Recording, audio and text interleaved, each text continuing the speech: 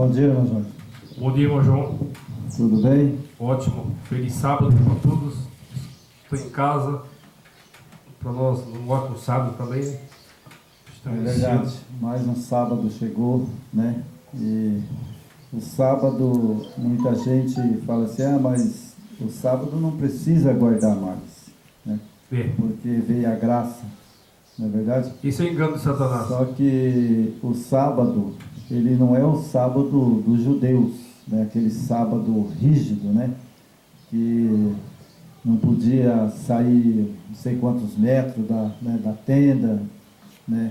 Exato. Não podia, sabe, somente, sabe, o que eles podiam, né? Era fazer o Shabat, né? O Shabat é o dia, né? Fazer o Shabat, mas eles preparavam tudo na sexta-feira, Sexta-feira. né? E no sábado eles iam lá, né, só para comer. Isso. Né? Eles não mexiam com os carneiros, não mexiam com nada, né? Exatamente. Só que quando o Salvador veio, o que aconteceu? Ali, aqueles sacerdotes que estavam ali naquela época, né, eles extrapolaram o sábado. Né? Não podia carregar lenço no bolso, não podia cuspir na rua. Né? Isso é coisa de fariseu. Né? Então, e aí, sabe, o Salvador, ele veio para quebrar o jugo do sábado daqueles fariseus, né? Exato. Então, o sábado, que nem ele mesmo disse, né? O sábado não é um jugo pesado, né? E ele passou pela seara, colheu trigo, né? Os discípulos saíram comendo. Então, o sábado hoje, para mim, né? Ele mesmo disse, ele que disse, o sábado é suave e leve, né? Exatamente. Então, não é um sábado pesado. Por exemplo, a gente senta aqui, vai fazer os vídeos, não é verdade? Isso. E aí a gente termina de fazer os vídeos aqui, um exemplo, né? Exato. Aí minha esposa está passando mal, né? E eu tenho que levar ela no médico, e aí o médico fala, olha, é o seguinte, aqui não tem soro. O senhor vai ter que ir lá na farmácia comprar soro, comprar esse remédio aqui correndo. Aí eu tenho que ir lá comprar porque eu tenho que salvar uma vida. Exatamente. Porque o importante não é matar, é salvar. Né? Igual o Salvador falou. Esse é o significado do sábado, né? Esse é o significado do sábado.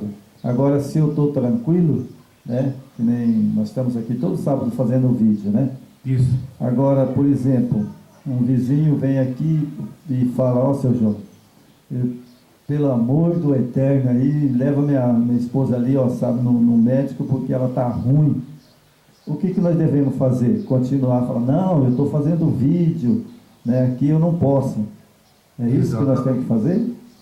Isso aí está totalmente ao contrário do que o nosso Salvador quer, né? É verdade. O sábado é para... Temos que largar o vídeo aqui, né? Na hora. E depois a gente apaga tudo e depois a gente faz de novo. Isso aqui é verdade? Tudo tem como refazer, né? É verdade. Então o sábado ele é um jugo suave, né? Exato. Por exemplo, o domingo, né? Que eles põem aí que não é lei do Eterno, né? Mas no domingo eles falam assim, nós guardamos o domingo, mas vai na casa deles para ver. Chega lá, eles estão lá escutando música, estão fazendo churrasco, estão acendendo fogo, está fazendo coisa, está lavando louça, está fazendo tudo, e eles falam que está guardando o domingo. Na verdade, que além do pior, está guardando o dia errado, né? É verdade. Então eu tenho o sábado como um jugo leve, né? É que o homem, ele usurpou o poder, né? Então, o inimigo age nessas pessoas, né? O homem usurpou o poder, ele quer pôr regra sobre regra. Ele quer pôr as regras acima da escritura do Eterno. Então, quando você vê uma situação dessa, você pode ver que não vem do alto, né? É verdade, né? Porque é norma de homem, né? Isso é norma de homem, né? Agora, o sábado, ele é suave e leve, é um dia para descansar, né? Eu, por exemplo, né, eu sempre falo, né? tem pessoas que eu conheci, né, e conheço, que se você estiver num lugar, né, onde tem sei lá, uma acerola, um apocã, uma manga, né? Certo. E aí você está ali, você está com fome, né? E aí não tem um almoço ainda pronto, né? Aí você vai lá, a manga está madura, você vai lá e pega a manga. Para algumas pessoas que eu conheço, é pecado. Você já pecou, já transgrediu o sábado. Isso é uma interpretação errada, né?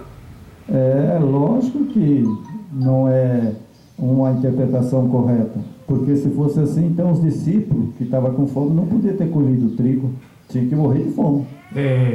Né? Essas pessoas, ela tropeça nas suas próprias regras. Ela de tanto regras, ela fica tão balizada que ela mesmo se atropeça em cima do que eles mesmos criaram. Que onde é que está na escritura que o Eterno falou isso? O Messias quebrou todos os protocolos, né? O Salvador quebrou todos os protocolos. Os discípulos comeram trigo no sábado, né? Ele fez várias curas no sábado, né? Então ele veio para quebrar as regras, mas não a desobediência. Ele não desobedeceu o Pai. Não, em nenhum momento ele desobedeceu o sábado. Ele usou do que o Pai permite no sábado, de fazer o bem, né? No sábado, mas ele sempre é obediente ao Pai, e jamais ele desobedeceu, né? Transgrediu o sábado, né? É verdade, né? Por isso ele mesmo disse, né, Jorge? O texto bíblico está lá, para quem quiser ler. Ele falou, qual que é melhor, fazer viver ou deixar morrer? Exatamente. Né? Então, eu falo que certas coisas, por exemplo, você pode estar no seu sítio, né? Você chegou já cansado, não deu tempo de apanhar umas frutas nem nada, né? Aí você levanta cedo, está com fome, né? Você vai lá pegar uma fruta para comer, né? Não para você guardar aquele mundo de fruta dentro de casa que não tem necessidade, né? Exatamente. Mas é isso aí, irmãos. Vamos, né, dar início ao vídeo, né? E orar, fazer uma oração, né? Vou fazer uma oração para que o Eterno nos abençoe nesta manhã. Okay. É um vídeo que nós vamos fazer, ele é um pouco, não é agradável, né, a muita gente, né? Exato. Não só, né, as igrejas caídas, como também a igreja medieval, né? A mãe, né? A igreja mãe. Então vamos orar? Vamos lá. Soberano Pai, nesse momento colocamos na Tua presença e pedimos a Ti a proteção do alto do céu através do Yeshua Hamashia e seus anjos Gabriel, que esse lugar seja abençoado e guardado pelo anjo Gabriel e seus anjos. Pedimos em nome de Ti, ó Pai eterno, e em nome do Teu Filho amado, Yeshua Hamashia, que nesta manhã nós podemos trazer essa mensagem, que ela seja uma mensagem útil para cada um dos nossos seguidores, também aqueles que não são seguidores, mas que essa é uma verdade pura e nua, para que ninguém possa contender, porque está na Bíblia, e a Bíblia é sagrada. Muitas vezes elas têm muitos textos que não está no original, mas eu procurei esses textos no original, exatamente está igualzinho, está na João Ferreira de Almeida. E por isso nós pedimos em nome do Teu Filho amado. Amém. Pois é, irmão Jorge, hoje nós vamos falar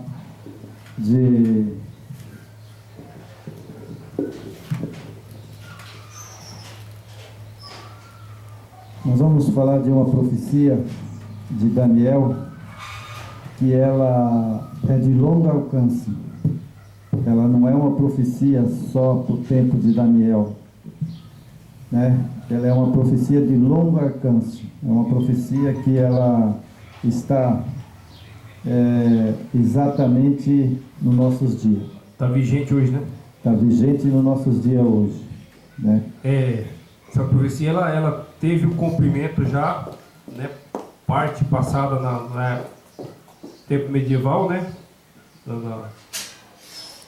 nos séculos passados, mas a mensagem ela transbordou para os nossos dias, né, irmão? É verdade. Ela teve uma dupla aplicação, né? Ela teve uma aplicação no tempo dos reis, né? Ali de Roma, né? E também teve aplicação também de Daniel, ele aplicou também para o dia do papado. É da Idade Média, né? Na Idade Média, né? A Igreja Romana, né? Atingiu aquele período e hoje nossos dias também, né? Bem atual, né? Hoje nos nossos dias estamos exatamente no fim, né? É o fim dos tempos agora, né? Exato. Fim dos tempos, como Daniel falou, né? Então nós temos aqui a ponta que tinha olhos e boca, simboliza uma potência política e eclesiástica. Então essa ponta que tinha das 7 pontas, né? Tinha uma 8ª ponta, né? Que tinha olho e tinha boca, e simbolizava uma potência política, ou seja, é um poder político e religioso. Exatamente. Né? É um poder político e religioso, e nós vamos ver quem é esse poder político e religioso hoje. Não é verdade? É verdade. Então nós temos aqui alguma semelhança com o nosso dia ou não? Não só semelhança, mas totalmente para os nossos dias. Você entendeu? Como a escritura é perfeita, né? É verdade. Então nós temos aqui na Bíblia, vou ler uns textos aqui na Bíblia, né? Vamos lá. Apocalipse? O Daniel? Não, Daniel. Vamos lá em Daniel, porque foi Daniel que profetizou, né? Não foi João, sabe? No Apocalipse é mais de João, né? Isso. João que escreveu o Apocalipse, né? E essa profecia, né, da boca que tem olhos, né, e 7 pontas, essa foi Daniel. Exatamente. Daniel que profetizou. Então nós temos aqui, pela escritura, capítulo de Daniel, o verso 7, o verso 8 e o verso 11. Correto, irmão? Só abrir aqui, irmão. Encontra aí Daniel 7? o Daniel capítulo 7, verso 7, verso 8 e verso 11. É o capítulo 7. Tá. Versículo 7, né? Verso 7. Verso 8. Está aí? Ok. Então vamos lá. E depois disso, eu continuava olhando na visão da noite, eis que o quarto animal era terrível, espantoso e muito forte, a qual tinha dentes grandes de ferro. Ele devorava e fazia em pedaços, e pisava aos pés que se sobrevejava. Era diferente de todos os animais que pareceram antes dele, e tinha 10 pontas. Correto, irmão? Correto. Tinha 10 pontas. Agora o verso 8. Estando eu considerando as pontas, eis que entre elas subiu outra ponta. Ponta pequena, diante da qual 3 das pontas primeiras foram arrancadas. A ponta havia olho, como olho de homem, e uma boca que falava grandiosamente. Correto? Corretamente. Então agora o verso 11. Então estive olhando por causa da voz da grande palavra que provinha da ponta. Estive olhando até que o animal foi morto, e seu corpo desfeito, entregue para ser queimado pelo fogo. Então aqui, pela descrição que Daniel descreveu, né, essa profecia, ela inclui na profecia das 2.300 da tarde e manhã. Ela está dentro das profecias 2 tarde e manhã. E também a profecia das 70 semanas, né, está dentro também das 2 tarde e manhã. Também. Né? Faz parte, né? Faz parte da profecia. Né? E essa profecia da ponta que tinha olho também está dentro das 2 tarde e manhã. Também. Né? Então, nós vemos aqui que quando está falando, né, que ela que tinha boca, né, e falava grandiosamente. Então significa que tinha boca, então é um ser humano. Exatamente. Né? E ele é uma ponta que tinha olho e boca, simbolizava uma potência política e eclesiástica. Ou seja, essa pessoa se coloca como cristão. Isso. Não é verdade? Porque ele tinha boca, né, e simbolizava uma potência política e eclesiástica. Né? A política e eclesiástica que eu conheço é Roma pagã, né? Depois a Roma cristã. Né? É que aí é a fusão, né, do Estado com o Império Romano, né? Ali ela formou o eclesiástico e o político, né? É verdade. E tudo estava dentro das 2 tarde e manhã, né? Ali estava a profecia das 70 semanas, né? Exatamente. Ali estava a profecia que Daniel falou também da volta do Salvador, né? E às 2.300 da tarde e manhã ele entraria no santuário para julgar. Não é verdade? Essa profecia indicava ao Salvador para julgar. E nós temos aqui também o capítulo 8, verso 13 e 14. 8, 13 e 14. Capítulo 8, verso 13 e 14. Ok. Então vamos lá. O verso 13 e o verso 14. Aqui na minha Bíblia diz assim, irmão: e depois ouvi um santo que falava e disse ao outro santo, aquele que falava: até quando durará a visão do contínuo sacrifício e a transgressão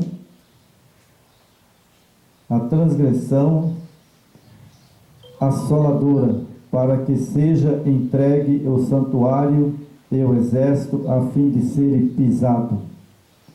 Aí João viu esse anjo, né? Que ele estava ali, né? Certo. Que era explicando para João e mostrando a profecia, né?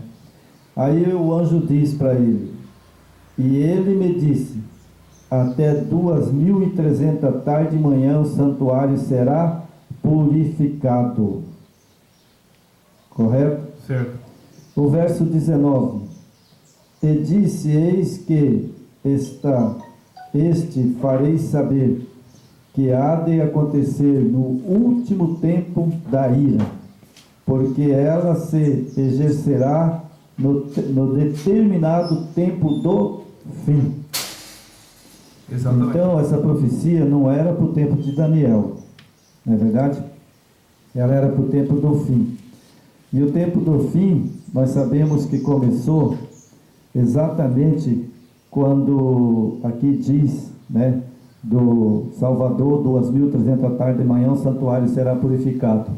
Isso. E nós entendemos que quando em 1844, quando houve aquele movimento, né, milanita, lá dos milanitas, eles esperavam pela profecia, estava correto, completando as 2.300 da tarde e manhã, em cima do pé da letra, contando de Esdras, né? Isso. Ali de Esdras, a profecia daria corretamente as 2.000 tarde e manhã, seria em 1844.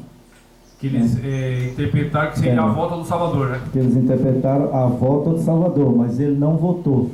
Na verdade, Ele foi para o lugar santíssimo para julgar, né?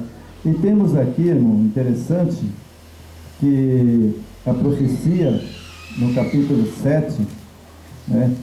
Aqui no capítulo 7, fala que o verso que nós lemos, né? Que é o capítulo 7, fala das 10 pontas, né? Correto. Dos 10 reinos, Isso. né? Dos 10 reinos. Então, também fala que o animal seria morto, né? Então, veja bem, quem que morreu em 1798? O Papa. O Papa, né? Morreu na prisão, né? Morreu na prisão. Então, às 2.300 da tarde de manhã está correta, porque o capítulo 7 indica, né, que esse animal seria morto. Exato. Né? E foi mesmo. O Papa ali, ele morreu. Em 1798 ele foi morto na masmorra, né? Isso. Lá na França. Esse animal, ele simboliza o poder religioso que era liderado por esse Papa da época, né? Isso, exatamente. Era ele que estava lá. Exato. E ele foi tirado do poder. Exatamente. E ele foi morto, como a profecia dizia, né? Então, aqui, quando fala as 10 pontas, né, está falando dos 10 reinos. Né? Os 10 reinos. Que simboliza a Europa, né? Que seguiu, né? Ali no tempo teve César, teve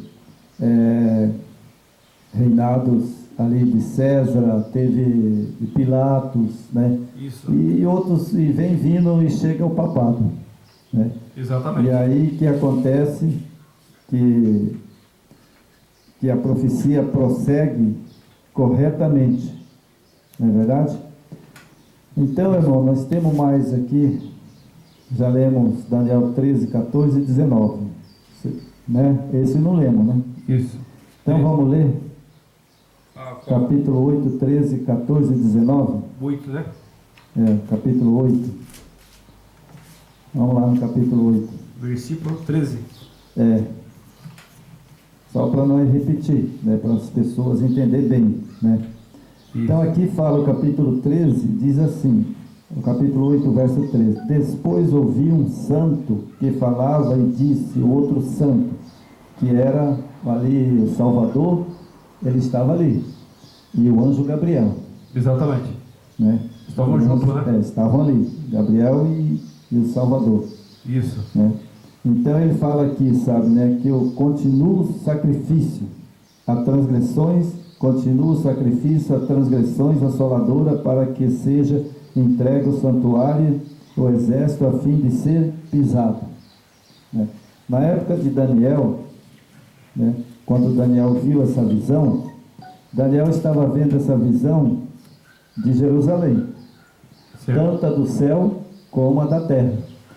Você lembra que o sacrifício, quando o Salvador veio à terra, já não valia mais nada? Não valia mais. Que ali ele levou tudo, né? Não valia mais nada. Então Daniel estava vendo essa visão, porque ele fala bem claro, né, que no capítulo 13 ele fala assim, a transgressão desoladora. Desoladora é uma coisa devassa. Devassa. Afetou, né, toda a humanidade, né? Já o sacrifício já não era mais aceito. Exatamente. Na verdade, não era mais aceito. E aí no verso 14, aí ele falou que duraria, né, ainda, Isso. lá no santuário, né, duraria 2.300 tarde e manhã, e o santuário seria purificado. Então, olha aqui, irmão, para você ver uma coisa. Deixa eu fazer uma coisinha aqui com a caneta, sabe, aqui. Então, veja bem, nós temos aqui, os nossos ouvintes não vai ver, mas o irmão vai comentar e eles vão entender. Nós tínhamos aqui o santuário, ele está no céu. Exatamente. Quando o Salvador desceu, o Salvador veio à terra, esse santuário que era de Moisés estava corrompido, certo? O santuário terrestre estava corrompido. Corrompido. Mas no céu, o santuário continuava limpo. Limpo. Lá o pecado não entra. Lá o pecado não entra, né? Então agora o santuário da terra, né, ele estava todo contaminado. E quando o Salvador chegou, o sacrifício do cordeiro ali em Jerusalém pelos sacerdotes, ele já não era mais aceito. Por que ele não era mais aceito, irmão? Diz aí, o que Malaquias falou do sacrifício? Todo o sacrifício foi extinto, né, a partir do Messias, né? Tudo aquelas tradições, né, aquelas normas que tinha, foi tudo abolido, né? Então, o cordeiro principal, que era o nosso Mashiach, ele foi tudo na cruz, foi findado ali. Exatamente, porque quando chegou em Malaquias, né, o último profeta, o que o santuário estava ali em Malaquias? Ele estava profanado. Profanado. Porque o sacerdote levava as cegas, os aleijados, os mancos, os coxos, e ainda roubava o dízimo, que era para ajudar as viúvas e os órfãos. Correto? Corretamente. Então agora, veja bem, esse período de Daniel passou por vários santuários, né, vários sacrifícios. Então, quando Jerusalém ela foi destruída por Nabucodonosor, o que aconteceu? Acabou-se o sacrifício. Acabou o sacrifício. Não tinha mais sacrifício. Aí, quando eles restauraram o sacrifício, lá em Jerusalém, pelo sacerdote Malaquias, ali, o que aconteceu ali? Ali os sacerdotes ali, eles colocavam as coxas, as mancas, aleijadas, roubavam. Então o santuário estava profanado. Profanado, exatamente. Por isso é que Daniel viu, depois desse período, ele viu uma visão de 2.300 à tarde e manhã. O santuário seria purificado. Mas o santuário foi derrubado no ano 70. Ali foi destruído Jerusalém no ano 70, acabou com tudo. Hoje não tem mais. Como o Messias prediz, né? Então, qual santuário que foi purificado? O do céu. Exato. Como está escrito aqui, né? 2.000 tarde e manhã.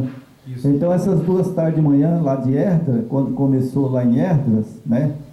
De Esdras, você contando as 2 tarde e manhã, né? Que Daniel profetizou sobre Esdras, né? Você vai contar, então vai dar lá exatamente, né? 1844. Vai dar 2.000 tarde e manhã. Que fechou né? em O santuário será purificado. Você pegando a data de Esdras lá, 7, Esdras 7 lá, você vai, porque ali o Daniel fala de Esdras. Exatamente. Né? E aí você conta, então vai dar em 1844. Então, 1844, que aconteceu? Ele entrou no santuário. Exatamente. Para purificar o santuário, né? E ele está lá até hoje. E ele está lá julgando, né? E fizeram a profecia que eles estavam dando data para o nosso Messias voltar, mas na verdade o homem não tem essa capacidade e o Eterno também não ia revelar, né? O dia exato que o Messias ia voltar. Mas que ousadia desses homens. Verdade. Então, nesse período, Daniel incluiu a profecia das 2.300 à tarde e manhã, estava a profecia da 70 semana, né? Estava a profecia do reino papal, né? Que é político e religioso, não é verdade? Pega todas essas fases. Pega todas essas fases, né? E hoje nós estamos no tempo do fim. Tempo do fim. Por isso Daniel falou, isso acontecerá no tempo do fim, nos últimos dias. E tudo que aconteceu naquele tempo, né? O santuário profanado na terra, né? A corrupção, né? Os pastores roubavam ali no templo, né? Que era para ser destinado aos pobres, para as viúvas e para os órfãos, né? E hoje, nos nossos dias, se repete novamente, né, irmão? Tudo, É verdade. tudo que aconteceu naquele período da Idade Medieval, Idade Média, né? Uhum. Hoje está evidente nos nossos dias. Né? Hoje está evidente. Então agora nós vamos ver na profecia de Daniel e a de João, né, o que significaria, né, esses 7 pontas, né, os 10 reinos e 7 pontas. Isso. E uma ponta, né, ela tinha boca e olho. Né? Uma ponta ela se destacava, né? Se destacava, né? Então vamos lá para a nossa apostila. Vamos lá. Aqui na apostila aqui a gente vai vendo umas coisas muito interessantes, né? Hoje muita gente não vai gostar não, mas eu sou obrigado a falar a verdade. Aqui não tem mentira não, viu, irmão? Aqui o negócio é verdade e é verdade. E também eu sempre falo, minha esposa fala assim, olha, João, se cuidado que uma hora os homens vai bater aqui, sabe, vai te prender. Oba, louvado seja o Eterno. Porque daí, se eles vierem fazer isso que nem minha esposa fala, né, é porque é verdade. Aí é verdade, né? É porque é verdade, senão eles não viriam. A espada da verdade ela causa separação.